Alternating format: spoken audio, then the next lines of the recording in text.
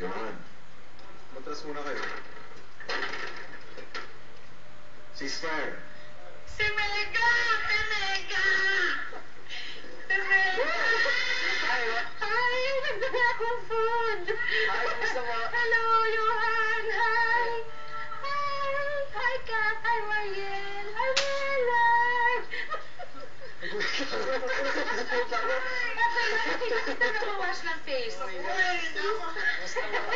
Ito, narinig ko kasi ang nangyayari. Hi, Tibo! Ito, dinala ko kayong food. Wala na.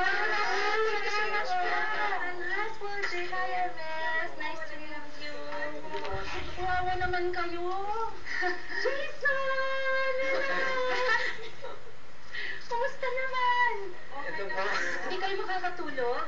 Yes, opo. Oo. Ano kaya ako magbantay dyan? Oo kayo. Ayan, kasi balita ko, hirap na daw kayo. Sinira ang bahay nyo. Saka wala na kayong food, kaya dinala namin kayo ng siomay at siomay. Isay na ulam din mo ilagay. Ay, kwentuhan muna tayo. Sige po, ulam dyan. Ulam po dyan. Payong. Ulam po dyan. Nakita ko yung aso. Dito naman ako. Baka masali ako sa war. Thank you. Wow, ang dami na naman pinaanan. Ang ganda ng bahay. Ang ganda sa loob. Ay, gusto niyo pumasok na. Pwede. Sige.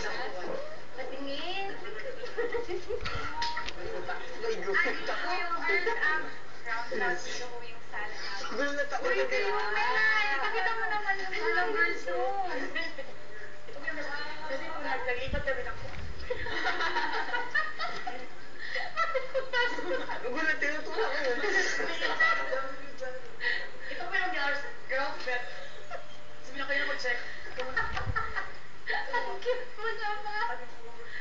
Ang ganda naman. Okay lang. Ganyan din kwarto ko.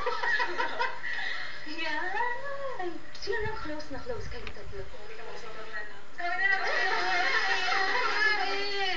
O at least paglabas ninyo, di ba? Kwanto na lang. Quarantine na lang. 3 weeks na lang. Naku. Dapat kay-guest ko na kayo. Yato si Mariel, si Kat. Alam niyo pa nga namin. Naman. Natin mo kami. Ang ganda naman. Saka naghugas kanina ng face. Ito. Ito yung lababo ni Melay. Saan kayo? Kitchen mo namin. Tapos dito kami nagluluto. Doon yung po boys room po.